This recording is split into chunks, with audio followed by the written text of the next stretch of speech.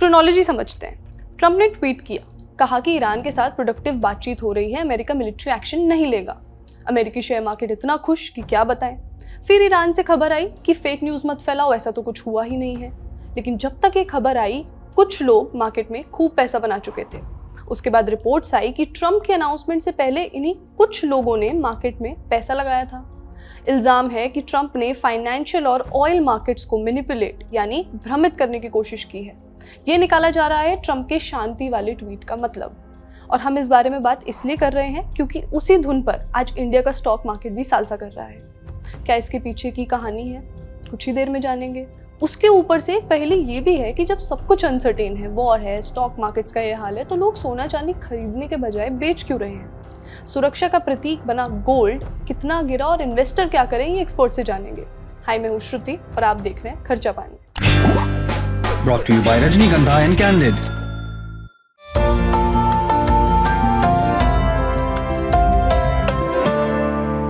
सबसे पहले fresh data. आज यानी 24 मार्च को सेंसेक्स 1700 पॉइंट बढ़ गया और निफ्टी ने भी दिन के दौरान 23,000 टच कर लिया था। कल ही हम बात कर रहे थे कि 13 लाख करोड़ रुपए साफ हो चुके थे। तो सेंसेक्स आज 73,084 पर खुला था और 74,068 पर क्लोज हुआ। निफ्टी की बात करें तो 22,878 पर खुला और 22,912 पर बंद हुआ।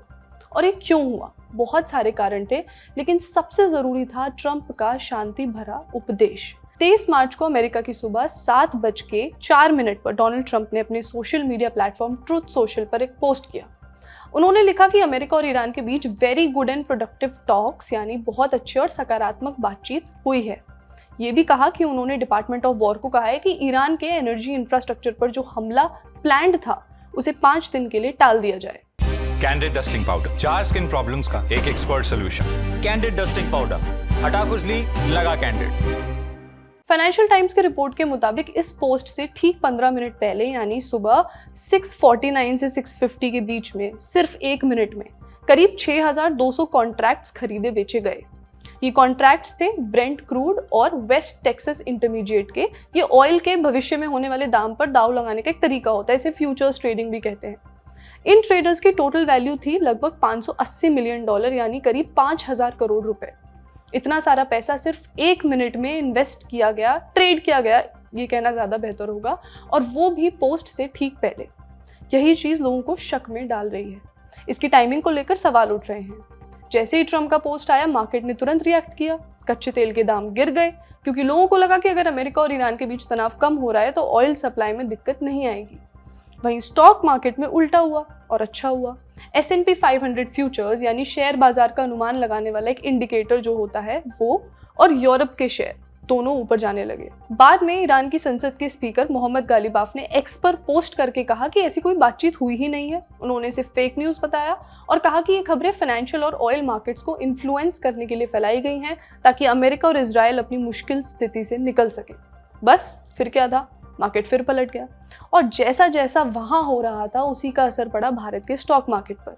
मतलब कितना इंटरेस्टिंग है कि लोग टेक्निकल एनालिसिस, फंडामेंटल एनालिसिस समझने में सालों बिता देते हैं और एक ट्वीट के छोटे से इशारे ने सारे मार्केट्स का मूड चेंज कर दिया। पर सवाल उठता है कि ये $580 मिलियन मतलब 5,000 करोड़ रुपए लगभग, ये ट्रेड किया किसने? अभी तक ये साफ नहीं है कि ये एक ही ट्रेडर थे या कई लोगों ने मिलकर किया है, लेकिन टाइमिंग पर सवाल उठ रहे हैं। फाइनेंशियल एक्सप्रेस की रिपोर्ट के मुताबिक अमेरिका की एक ब्रोकरेज कंपनी के स्ट्रैटेजिस्ट ने कहा कि ये साबित करना मुश्किल है कि दोनों चीजें जुड़ी हैं, लेकिन आपको ये जरूर सोचना पड़ेगा कि ऐसा कौन था जिसने पोस्ट से 15 मिनट पहले इतनी एग्रेसिव ट्रेडिंग की।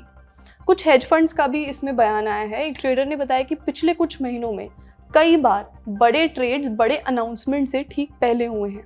एक इन्वेस्टर ने तो यहाँ तक कहा कि मैं 25 साल से मार्केट देख रहा हूँ और ये बिल्कुल एबनॉर्मल है।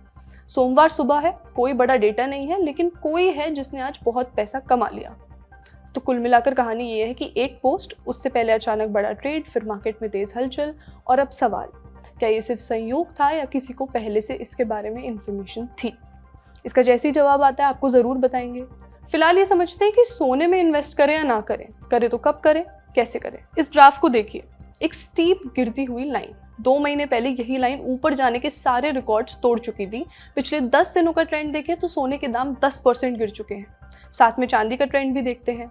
आप देख सकते हैं कि पिछले 10 दिन में करीब 14% गिर चुकी है। इसके पीछे कुछ ऑब्वियस कारण है। पहला ये कि प्रॉफिट बुकिंग हो रही है। सोना और चांदी ने जो रैली की थी उसके बाद लोग बेचने लगे हैं। हमने कमोडिटी एक्सपर्ट वंदना भारती से बात की। उन्होंने कहा कि कैश इज द किंग। क्योंकि ये वॉर पेट्रो डॉलर और डॉलर के बारे में ज़्यादा बन गई है, लोग अब अमेरिका के बॉन्ड्स और डॉलर की तरफ जा रहे हैं। गोल्ड के दामों से इंटरेस्ट रेट भी जुड़ा हुआ है, उसको भी समझते हैं। तो जब अमेरिका का फेडरल रिजर्व, जैसे इंडिया का रिजर्व बैंक ऑफ इंडिया होता है वैसे यूएसए का होता है फेडरल रिजर्व, तो जब फेड कहता है कि हम ब्याज दर कम नहीं करेंगे, इसका मतलब बैंक से लोगों को अच्छा इंटरेस्ट मिलेगा। और बैंक से अच्छा इंटरेस्ट मिलेगा ही तो सोना जिस तरीके से अनिश्चितता से घिरा हुआ है वहाँ क्यों पैसे लगाए। पर अमेरिका ने सेंट्रल बैंक ने ऐसा क्यों कहा है? जवाब है ट्रम्प। आजकल चाय की टपरी हो, देश हो, दुनिया हो, कहीं पर कुछ भी हो रहा है उसका जवाब ट्रम्प ही निकलता है। खैर, वॉर शुरू हुई, तेल महंगा हुआ, तेल से चलती हैं इंडस्ट्रीज, उनकी कॉस्ट बढ़ेगी और महंगाई आएगी।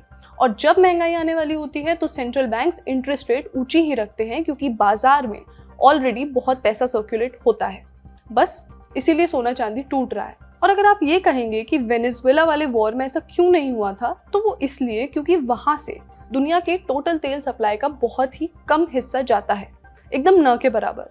इसीलिए ऑयल मार्केट्स को वो झटका नहीं लगा था। अब सीधे एक्सपर्ट को ही सुनते हैं कि हम जैसे आम इन्वेस्टर्स इस मौके का इस्तेमाल सही तरह से कैसे करें। अब यहाँ पे हम लोगों ने 53% से ज्यादा का फॉल देखा चांदी में, 23-25% का फॉल आता हुआ देखा है सोने में।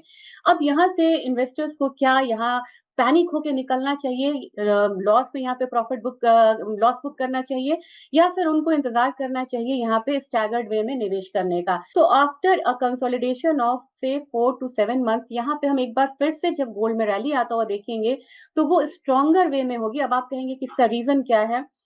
यूएस पे फेथ कम हुआ मिडिल ईस्ट का, क्योंकि यूएस यहाँ पे नाकाम रही है उनको डिफेंड करने में, उनके एनर्जी इंफ्रा को डिफेंड करने में। डी डॉलराइजेशन फिर यहाँ पे फॉर द टाइमिंग यहाँ पे जल्दबाजी मतलब ज्यादा होगा। यहाँ पे प्राइस करेक्ट हुए हैं यहाँ पे गोल्ड के, तो जैसे लिक्विडिटी बढ़ेगी लोग गोल्ड में दोबारा आएंगे, सिल्वर में यहाँ पे दोबारा आएंगे। तो कई सारे रीजंस हैं जिससे कि ये जो सेफ हेवन बाइंग है 7-8 महीने के लिए भले ही दूसरे एसेट क्लास में चला जाए लेकिन रिटर्न यहाँ पे आएगी। तो मेरे ख्याल से अब यहाँ पे निवेशक को क्या करना चाहिए? निवेशक यहाँ पे पैनिक ना हो, किन्हीं को फिजिकल में लेना है शादी के पर्पज से, किन्हीं को गिफ्ट देना है, किन्हीं को सिक्के में यहाँ पे निवेश करना है, वो बोलते ज्वेलरी का हमें 18% नहीं देना, तो उन लोगों को अब यहाँ से एक नीचे का स्तर मिलेगा। कितना मिल सकता है? वहां पे आप स्टैगर्ड वे में एसआईपी की तरह हर महीने आप यहाँ पे गोल्ड में पैसे लगा के चलिए, एक मुश्त पैसा ना लगाएं। जाते जाते एक और खबर जान लेते हैं। इंडियन रेलवेज ने कैंसिलेशन से जुड़े कुछ रूल्स में चेंजेस किए हैं। ये नए रूल्स 1 अप्रैल से 15 अप्रैल 2026 के बीच लागू किए जाएंगे। सबसे पहले बात कैंसिलेशन की। अगर आप अपनी कंफर्म टिकट को 72 घंटे से पहले कैंसिल करते हैं तो आपको सबसे ज़्यादा रिफंड मिलेगा। बस एक छोटा सा फ्लैट कैंसिलेशन चार्ज कटेगा, बाकी पैसा वापस मिल जाएगा। अगर 72 घंटे से 24 घंटे के बीच कैंसिल किया है तो अब रेलवे आपका 25% किराया काटेगा। और अगर 24 घंटे से 8 घंटे पहले कैंसिल किया है तो पेनल्टी बढ़ जाएगी। इस केस में 50% किराया कट जाएगा। और अगर आपने आखिरी समय पर, यानी अगर डिपार्चर में 8 घंटे से भी कम बचे हैं तब कैंसिल किया है तो कोई रिफंड नहीं मिलेगा। अब कहाँ से बोर्ड कर रहे हैं उसको लेकर भी कुछ नए रूल्स आए हैं। पहले बोर्डिंग स्टेशन बदलने के लिए काफ़ी पहले डिसीजन लेना पड़ता था, ज़्यादातर तो आप रिजर्वेशन करा रहे हैं उस वक्त। अब आप अपने बोर्डिंग स्टेशन को ट्रेन के डिपार्चर से सिर्फ 30 मिनट पहले तक भी बदल सकते हैं। मतलब अगर आप दिल्ली जैसे शहर में हैं जहाँ कई सारे रेलवे स्टेशन हैं तो आप लास्ट मोमेंट पर डिसाइड कर सकते हैं कि आपको कहाँ से ट्रेन पकड़नी है। अब एक और इम्पॉर्टेंट इन्फॉर्मेशन है, ललन टॉप आपके लिए लेकर आया है बेहद दिलचस्प सीरीज जिसका नाम है बिग बंग स्टोरी। इस सीरीज में होंगी बंगाल की वो 8 कहानियां जिन्होंने बंगाल को बंगाल बनाया। चाहे वो नक्सलबाड़ी का आंदोलन हो, चाहे कलकत्ता के दंगे हो, या हो लेफ्ट का उभार और ममता बनर्जी के हाथों उसका धराशायी होना, हम सब कुछ आपको बताएंगे। तो देखिए बिग बंग स्टोरी हर बुधवार, शुक्रवार शाम 5 बजे ललन टॉप के हर प्लेटफॉर्म पर। आज का खर्चा पानी यहीं तक। अगर आपके कुछ सवाल हैं तो हमें कमेंट्स में बताइए।